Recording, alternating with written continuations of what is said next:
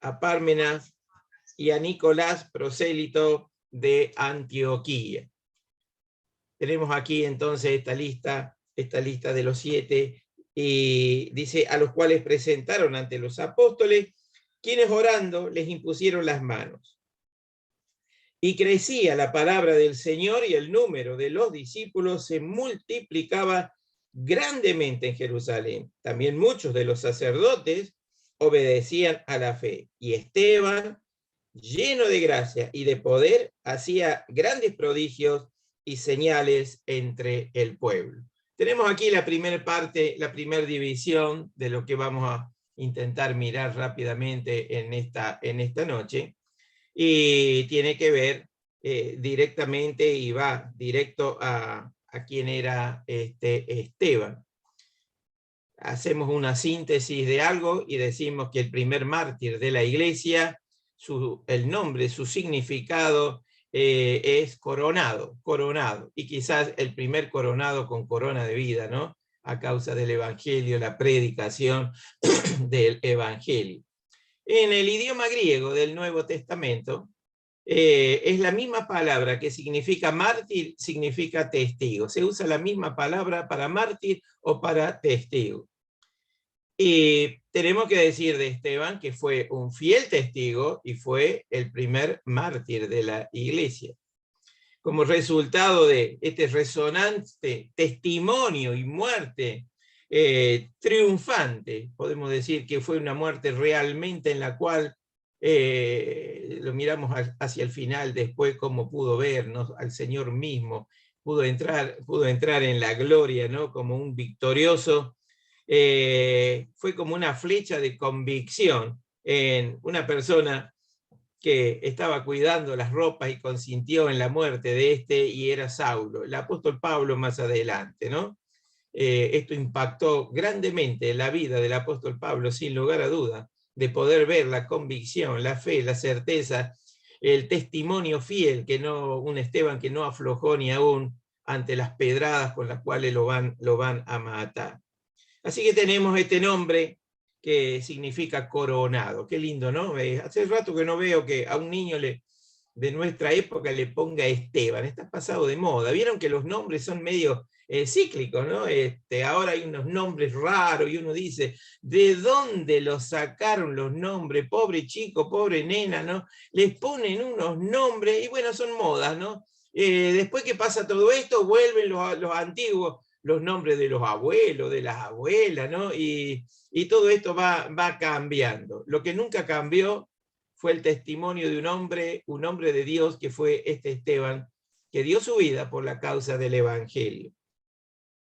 Hemos leído esta parte del verso 1 hasta el verso 8, donde podemos, si alguien está anotando y quiere anotar la primera división de este testimonio del juicio y de la vida de Esteban, que Esteban fue un hombre lleno del Espíritu Santo para servir. Esta es la primera, vamos a hacer la primera división, desde el verso 1 al 8, lleno del Espíritu Santo para servir. Qué importante que es el servicio, ¿no? En la iglesia. Los que hemos creído en el Señor Jesucristo, formamos parte de la iglesia, y el Señor necesita manos, necesita obreros, necesita discípulos, necesita gente de oración, necesita gente que predique la palabra, gente que se dedique a estudiar, pero todos podemos ser sirvientes, podemos servir. Y el ejemplo máximo lo dio el propio Señor cuando dice que vino a este mundo no para ser servido, sino para servir. Y dio evidencia en todo su ministerio de que fue el Señor Jesucristo un servidor de los hombres, aún llegando a la cruz del Calvario, poner su vida para que nosotros podamos ser salvos, que nosotros podamos tener vida eterna. Lleno del Espíritu Santo para servir. Dice así, hemos comenzado leyendo que como creciera el número de los discípulos. Ustedes saben que todas las iglesias, creo que los ancianos, diáconos, personas que oramos, ¿no es cierto? Deseamos que la iglesia haya ¿qué? Crecimiento, que haya personas nuevas que aceptan a Cristo, ¿no es cierto? Y se unen a la iglesia. Yo creo que ninguno tendría dos dedos de frente en pensar de que en la iglesia estamos bien como estamos, que no venga más nadie, porque así estamos repiola, ¿no es cierto? Nos conocemos, nos aguantamos, nos soportamos, nos amamos, colaboramos, pero ya cuando viene una persona nueva tenemos que entrar a conocerla y a veces creemos que la iglesia es nuestra iglesia. La iglesia no es nuestra, la iglesia es de Cristo. Le pertenecemos a Él. La iglesia somos nosotros. Y el propósito de la obra de Cristo es que la iglesia crezca, o sea, que nuevas personas inconversas conozcan a través del testimonio de la iglesia, de los que ya han creído, en este Salvador que es el Señor Jesucristo, para que todos tengan vida eterna. Y entonces comenzó todo un movimiento de predicación del Evangelio. Y miren lo que dice, como creciera el número de los discípulos. ¿Les parece lindo esto, que crezca la obra o no? ¿Qué les parece? ¿O estamos conformes con una iglesia estancada, siempre los mismos, los viejitos se van muriendo, nadie reemplaza esos lugares, y ya varios estamos ya más cerca del arpa que de la guitarra, ¿no? ¿Qué les gustaría? A mí me gustaría una iglesia que crezca, una iglesia llena de chicos, jóvenes, de matrimonios jóvenes, pero que pongan el hombro, de que estén involucrados en la obra del Señor. Uno de los problemas que estamos teniendo en estos días es la falta de compromiso en las iglesias, hermanos. Todos podemos orar desde casa, todos estamos cómodos en casa, pero en la medida que podamos actuar, en poder estar, aquellos que pueden estar, ¿no es cierto? El Señor es aquel que nos acompaña y damos testimonio de una iglesia que está viva, deseosa de servirle. Dice, mire, viene el crecimiento, con el crecimiento que vienen, nos muestra aquí que vinieron los problemas.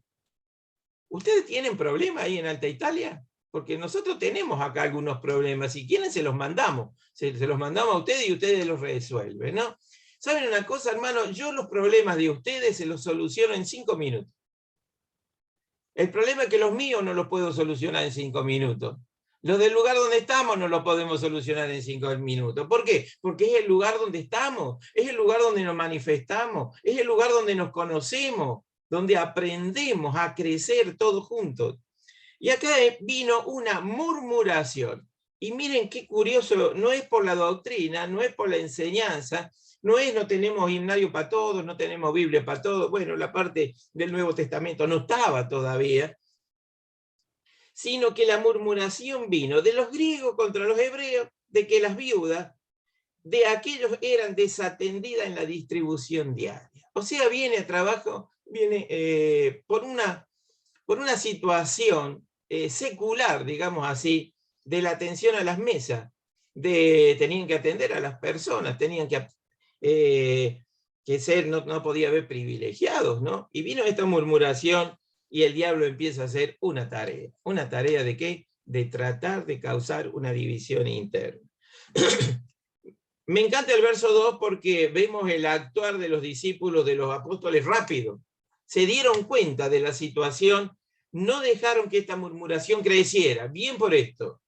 ¿Qué hicieron? Dice, los 12 convocaron a la multitud, dice, de los discípulos, estoy en el verso 2, y dijeron, no es justo que nosotros dejemos la palabra de Dios para servir a las mesas. ¿Qué? ¿Se les caía algún anillo a los apóstoles que tenían que servir, y digámoslo en términos nuestros, que servir el té, que hacer unas tostadas, unos escones?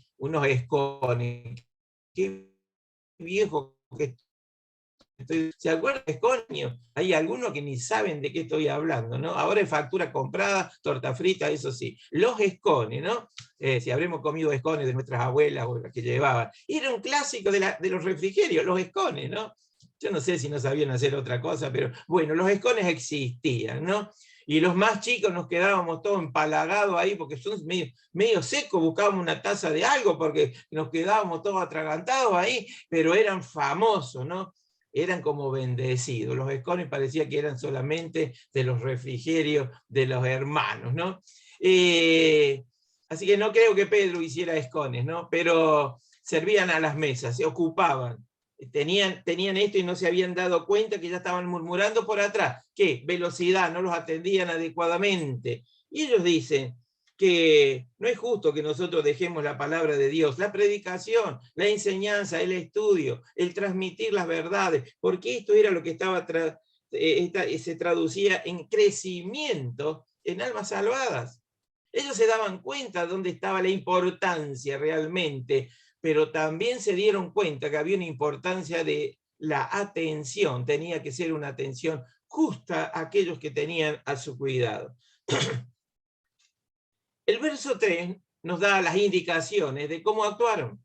Y dice, buscad pues, hermanos, de entre vosotros. Y fíjense, algo curioso aquí, que no fueron ellos los que a dedo dijeron, bueno, fulanito, fulanito y fulanito, sino que les dejó una tarea a la iglesia de que fueran ellos los que buscaran que hermanos de entre vosotros, y les da el número, 7 nomás, 7 varones de buen testimonio. Primera condición.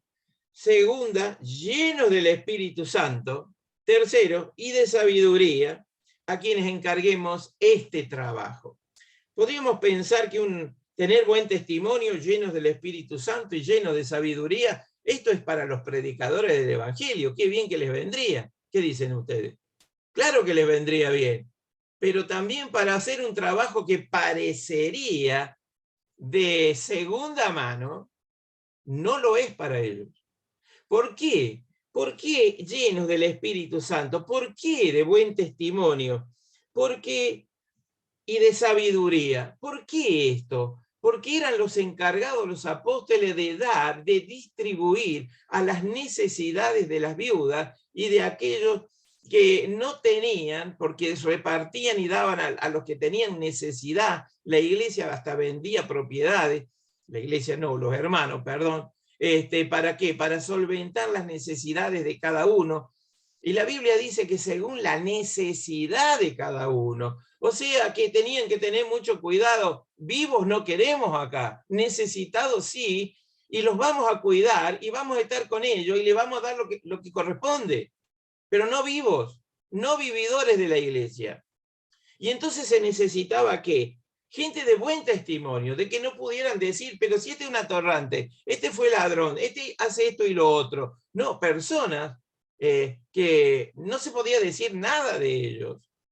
Dice lo segundo, llenos del Espíritu Santo. Pero es que no todos somos llenos del Espíritu Santo, tengo que decirle que no. Todos tenemos el Espíritu Santo, es una cosa. La llenura del Espíritu Santo es una actividad en la cual nosotros vamos sacando de nuestra vida para afuera para dejarle cada vez más lugar al Espíritu Santo en nuestra vida.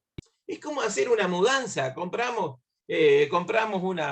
aquella compró ahí unos sillones nuevos, ¿no es cierto? Y tiene esos todos desvencijados que tiene, hay que cambiar los sillones. Esos desvencijados que están, ¿no es cierto? Que se rompen los apoyabrazos, ¿vieron? Es clásico en todos lados. Ahora, aparecieron los sillones nuevos. ¿Cómo pueden lucir los nuevos? Sacando los viejos, sacándolo para dar espacio a lo nuevo. Esta es la idea. Sacar de nuestra vida todo lo viejo, lo que nos sirve, aquello que estorba, aquello que formaba parte de nuestra antigua manera de vivir y darle lugar para ser llenos del Espíritu Santo. La pregunta nuestra es si somos de buen testimonio en primer lugar. Lo segundo, si somos llenos del Espíritu Santo. Si le decimos, Señor, lléname, porque tú no eres un inquilino en mi vida, tú eres un propietario. Hemos sido comprados por precio, lo sabemos, lo predicamos, hemos costado la vida del Señor Jesucristo. Ahora tenemos que hacerle espacio, sacar todos los bártulos viejos de nuestra vida, de nuestra antigua manera de vivir, para que Dios en el Espíritu Santo esté en nosotros, se pueda expandir en nuestra vida, tocar nuestra vida. Y por eso era de buen testimonio, lleno del Espíritu Santo y de sabiduría. ¿Por qué sabiduría? Saber cómo actuar en cada caso. Cada persona es distinta. Cada persona debe ser tratada distinta. Tenemos carácter, tenemos personalidad distinta. Hay creyentes nuevos, hay creyentes más viejos, hay creyentes solos, hay creyentes que tienen todavía su esposo, hay unos que tienen hijos, otros no. Algunos han perdido parte de su familia, otros no. Y se necesita sabiduría. No actuamos así hacia el montón. Bueno, le damos un bono de aguinaldo, ¿no es cierto? A todos iguales, según la necesidad de cada uno. Para esto se necesita ¿qué? Sabiduría. Hermanos, en cada testimonio, en cada iglesia, en cada actividad que tengamos nosotros, en la iglesia donde estemos, si queremos servir al Señor, tenemos que pensar esto. Personas de buen testimonio. Esteban era justamente un hombre de buen testimonio. Que fuera lleno del Espíritu Santo. Esteban era un hombre lleno del Espíritu Santo. Y Esteban era un hombre con sabiduría. Y se les encargó este trabajo. Ahora, tenemos otros 6 que no sabemos realmente su actividad. ¿Por qué sobresale Esteban? Por la manera en que va a testificar y va a morir, sin lugar a duda. Y esto fue la puerta valiente que tuvo en su vida para dar testimonio de Cristo y aprender los demás que servir a Cristo puede tener un costo. A veces creemos que tenemos al Señor, Él nos cuida de todo mal, no nos viene el COVID, no se ponga la vacuna, total no nos hace falta, el Señor cura toda enfermedad, lo dice así en el Antiguo Testamento, y hemos sacado cosas de contexto. A veces el Hijo de Dios tiene que pasar por situaciones en las cuales glorificamos a Dios y nos mantenemos firmes a pesar del cáncer, a pesar de estar solo, a pesar de la viudez, a pesar de perder un familiar querido. Somos puestos a prueba a veces para mostrar a otros realmente lo que es una persona en las manos de Dios que puede mirar hacia la eternidad y creer que pronto nos vamos hacia esa casa celestial, que es la casa del Padre.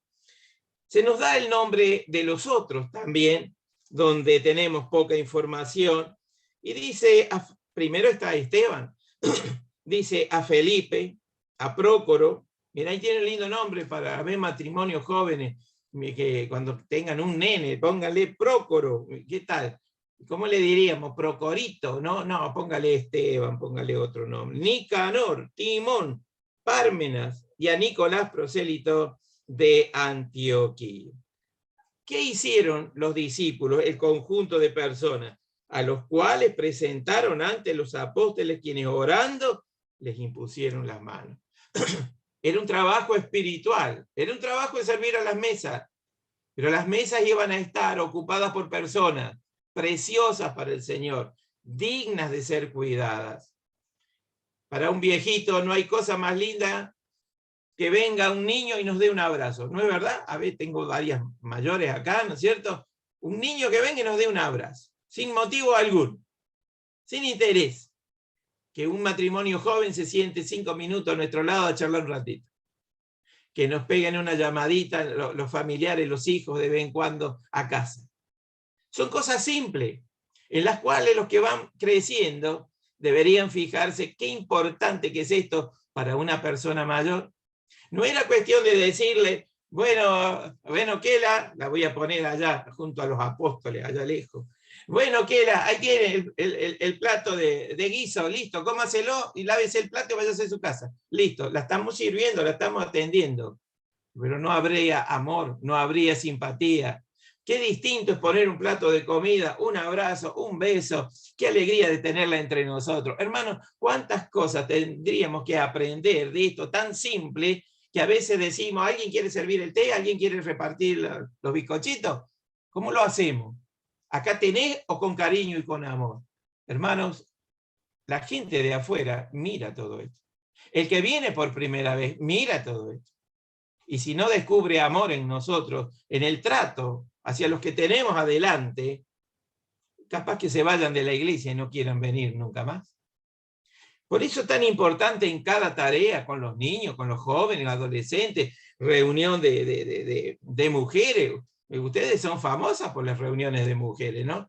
Son potentes en esto, ¿no? Yo creo que las mujeres nos han pasado por alto a los varones. Reunión de varones. No hay tantas iglesias que tengan muchas reuniones de varones. Las mujeres sí se han potenciado en esto. Y lo bien que han hecho, pero la forma de hacerlo, con cariño, con amor. Personas de buen testimonio. Hermanos, quedémonos con estas 3 cosas para pensar.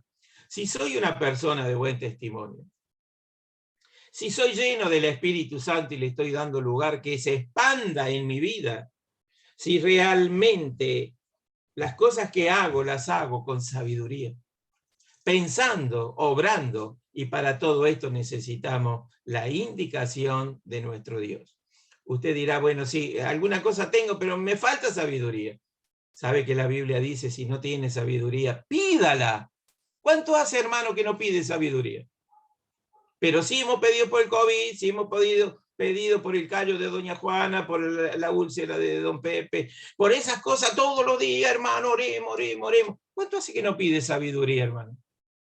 Para que cuando voy a conversar con alguien o hago alguna cosa, realmente pongo el nombre del Señor bien en alto, y aunque yo la esté pasando, ¿no es cierto?, alguna circunstancia, porque a veces alguno nos dice, bueno, vos sí que no tenés problema, vos todo te vino todo facilito. La gente a veces no sabe qué pasan dentro de cuatro paredes.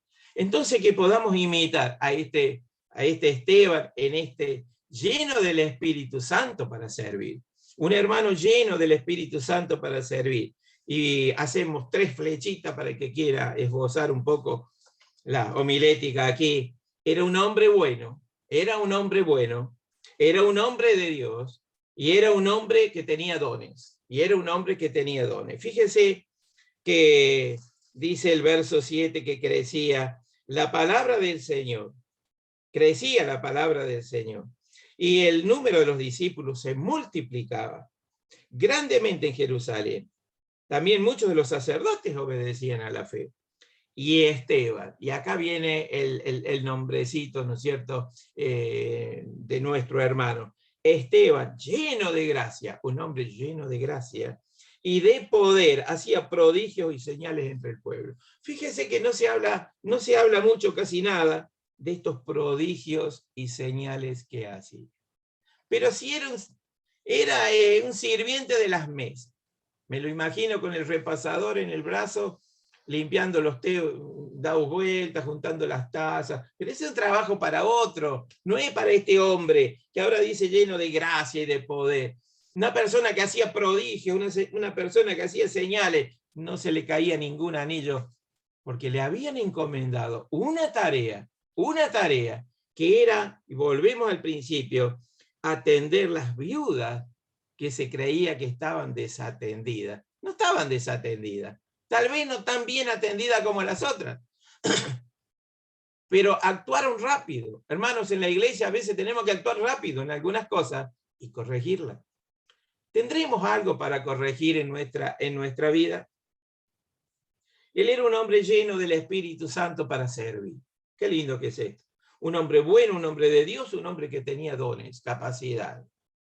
Saltamos a la segunda división y no vamos a leer todos los versos porque son desde el verso 7, capítulo 6, verso 7, hasta el capítulo 7, verso 56, que es justamente Esteban, un hombre lleno del Espíritu Santo para hablar. Y es un hombre que va a debatir la verdad. Dice ahí el verso 9, entonces se levantaron unos de la sinagoga llamada de los libertos y de los de Cirene, de Alejandría, de Cilicia y de Asia, disputando con Esteban. Pareciera que todo venía muy lindo, ¿no? La oposición está en pie de guerra, ¿no? Pero mire el verso 10, hemos dicho lleno del Espíritu Santo para hablar. Dice, pero no podían resistir a la sabiduría y al Espíritu, con mayúscula, Espíritu Santo, con que hablaban. Un hombre que decía la verdad, un hombre lleno del Espíritu Santo. No podían resistir, no le podían llevar la contra, no podían agarrarlo en nada. ¿Qué hace el enemigo? Dice el verso 11, entonces sobornaron. Sobornaron a uno para que dijesen que le habían oído hablar palabras blasfemas contra Moisés y contra Dios. Y soliviantaron al pueblo, a los ancianos, a los escribas, y arremetiendo, le arrebataron y le trajeron al concilio. Mire, cada vez que queramos hacer algo bueno, algo positivo, algo que sabemos es la voluntad de Dios, llevar la palabra, normalmente va a haber oposición. Normalmente. Y si no hay oposición, dudemos, hermanos, de qué es lo que estamos haciendo. Aquí tuvieron que actuar sobornando. ¿Se acuerdan con el Señor? Tuvieron que buscar testigos falsos. Tuvieron que buscar testigos falsos, que ni se ponían de acuerdo entre ellos. Aquí ocurre más o menos lo parecido. Y es un hombre, Esteban, que va a debatir la verdad. ¿En qué poder? Del Espíritu Santo, y con sabiduría va a exponer. Usted que va a leer en casa todo lo que yo le dije que tenía que leer, van a ser obedientes, ¿no es cierto, chicos? Van a ser obedientes hoy, ¿no? Van a darse cuenta que en el capítulo 7 viene toda una exposición de la historia de Israel. Mire, mejor contada por él creo que no está. Creo que no está escrita. Como parte, desde allí el verso 2 que dice, varones, hermanos, padres, oí, el Dios de la gloria apareció a nuestro padre Abraham. Comienza con Abraham. Comienza por Abraham y recorre toda la historia de Israel.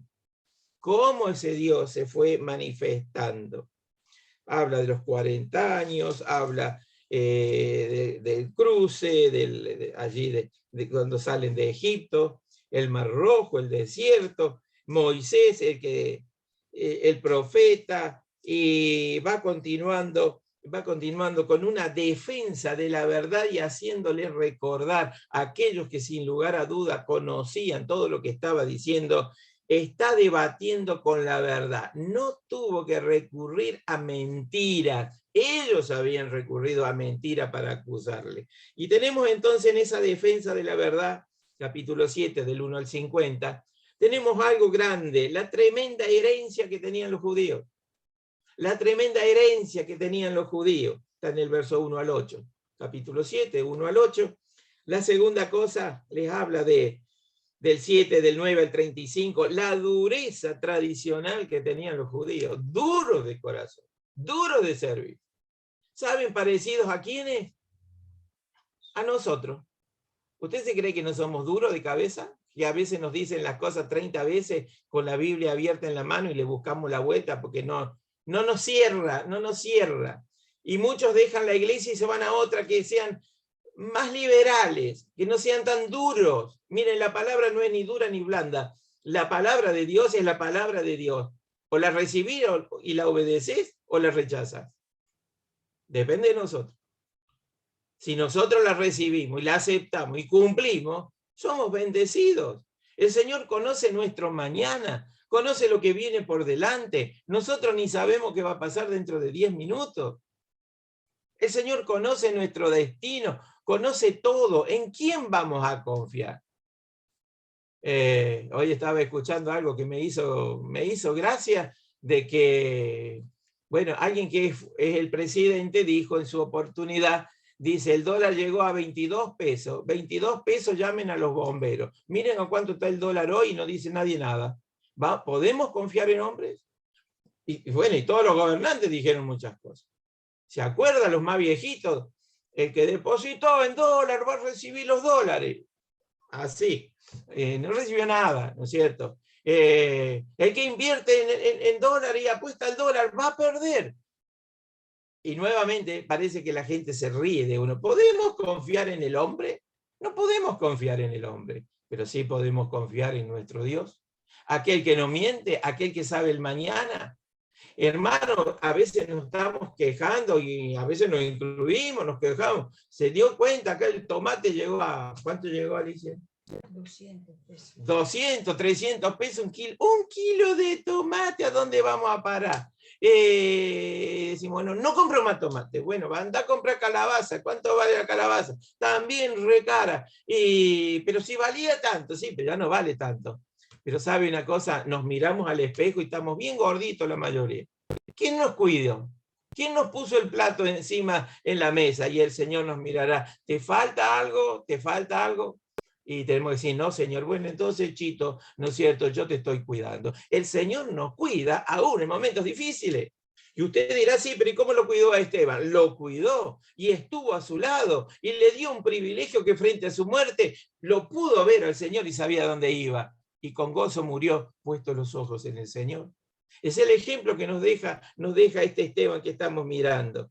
Así que él defiende la verdad. les habla de la tremenda herencia que tienen los judíos, les habla después de la dureza tradicional que tienen ellos, les habla también de la historia trágica de los judíos y les habla el trivial horizonte de los judíos. Y en último lugar, en este punto, declara la verdad, declara la verdad. Un hombre lleno de Dios, lleno del Espíritu Santo, un hombre que sabía lo que decía, pero si no era que servía las mesas, sí servía las mesas, pero era un siervo del Señor según la necesidad donde el Señor lo necesitaba. Yo lo veo un día haciendo prodigios, otro día discutiendo con los grandes y otro día sirviendo a las mesas, llevando tal vez un plato de comida, una sonrisa a una viuda que estaba sola, que era prácticamente desposeída, brindándole una caricia, tal vez un abrazo, tal vez un beso. Un hombre sensible. Hermanos, tenemos que recuperar la sensibilidad de ser un hijo de Dios. Para grandes cosas, para pequeñas cosas. ¿Pero qué? Para hacer el té y hacer unos pancitos y calentar una factura, porque las compramos del día anterior, ¿no es cierto? ¿Vieron esas que se venden más baratas el día anterior? Las metemos al horno, salen blanditas de vuelta y listo, nos ahorramos unos mangos. Sí, para todo esto necesitamos sabiduría.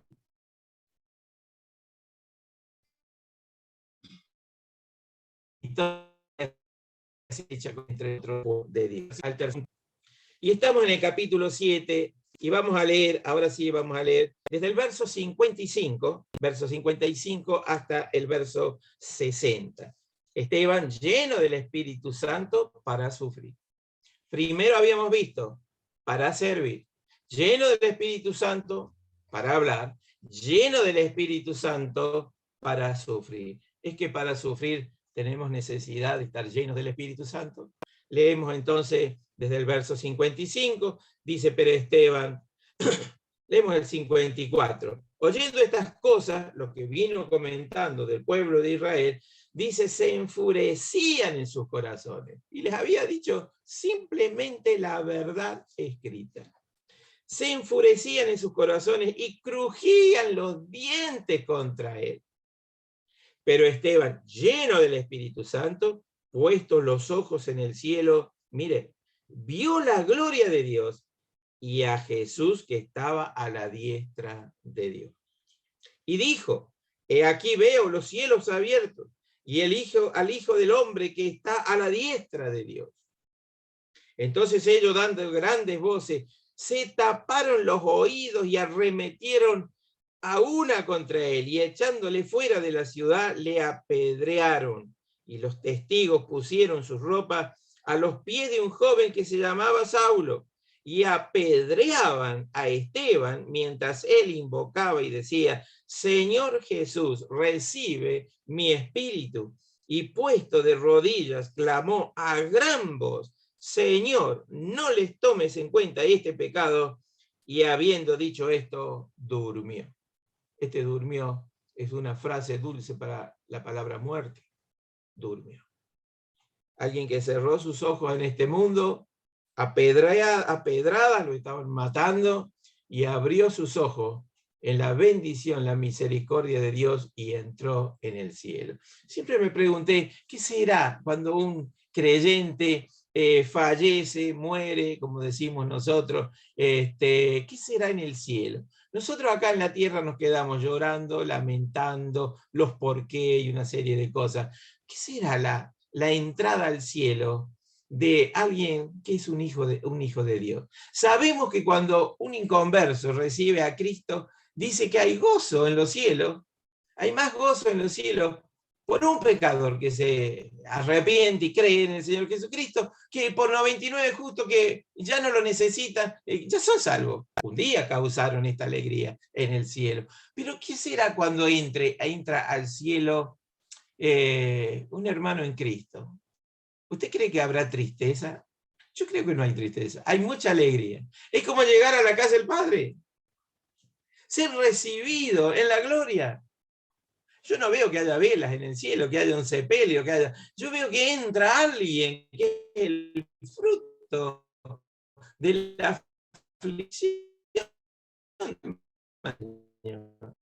quedamos otros. Y pudiéramos preguntarle a los que ya partieron, ¿querés volver a la tierra? ¿A la tierra? No, si esto es fantástico, si esto es hermoso. Hermanos, vamos hacia allá nosotros. No tengamos tanto miedo a la muerte, porque tarde o temprano pasaremos a la eternidad. Podamos manifestar en nuestra vida y en lo que nos queda de vida, a los que ya somos grandes. No sabemos en el carretel cuánto nos queda todavía. Capaz que poquito o mucho, pero que lo podamos vivir como este Esteban, que realmente está lleno del Espíritu Santo para sufrir hasta la última consecuencia. Sufrió voluntariamente, no negó al Señor y la obra de Cristo, y lleno del Espíritu Santo testificaba. Sufrió victoriosamente. Y miren lo que el Señor a este mártir, el primero, le permitió ver. Dice, mientras él invocaba y decía, Señor Jesús, recibe mi espíritu. Y puesto de rodillas, clamó a gran voz, Señor, no les tomes en cuenta este pecado. No les tomes en cuenta este pecado. Qué bárbaro esto, ¿no? Porque el Señor le permitió, dice el verso 55, que lleno del Espíritu Santo, puesto los ojos en el cielo, vio la gloria de Dios. Vio la gloria de Dios. Yo siempre me acuerdo, y te lo he contado con ustedes, si se acuerdan o no, no sé, pero tenía un tío, mi tío Oscar, y su esposa creo que tenía cáncer, y en su agonía, en sus últimos momentos, recuperó la lucidez. Y tomó la mano de mi tío y le dice, Oscar, si vieras lo que yo estoy viendo, te vendrías conmigo. Cerró los ojos y partió la eternidad. ¿Qué vio? No sé. Pero nos dejó, yo era un niño, me dejó impactado esto. ¿Qué vio la tía? Si vieras lo que yo estoy viendo, dice que mis padres decían, se le iluminaron los ojos, te vendrías conmigo. El tío se quedó llorando y ella entró en la gloria, en la casa celestial. Hermanos, aquí vemos a un hombre, a Esteban, dice, aquí veo los cielos abiertos, veo al Señor Jesús a la diestra de Dios. Y era como una invitación de fortalecimiento del Señor hacia Esteban, como diciendo, testifica hasta el último aliento, te estoy esperando, Esteban, ya vienes aquí conmigo.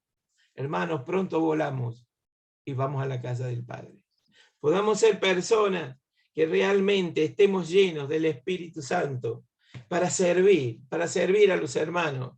Podamos ser personas llenas del Espíritu Santo para hablar y testificar y predicar la preciosa palabra. ¿A quién? Y tenés los vecinos, y tenés donde comprás, y tenés la familia. Mientras te dejen que hables algo, hablarlo con cariño, con amor, con servicio. No se cae ningún anillo a los que sirven una mesa, hermanos. Ni se le cae ningún anillo a aquellos que predican la palabra y sirven a las mesas. Cuántas cosas para aprender, para servir y ser llenos del Espíritu Santo para sufrir aún el rechazo y aún la muerte misma, aún la muerte misma. Que el Señor nos ayude, hermanos, para que podamos valorar estos testimonios de fe. El primer mártir quedó aquí plasmado en la Biblia, en el Nuevo Testamento, para que tomemos ejemplo de un hombre lleno del Espíritu Santo para servir, para hablar y para sufrir hasta la muerte. Que el Señor nos bendiga, hermanos, en esta noche.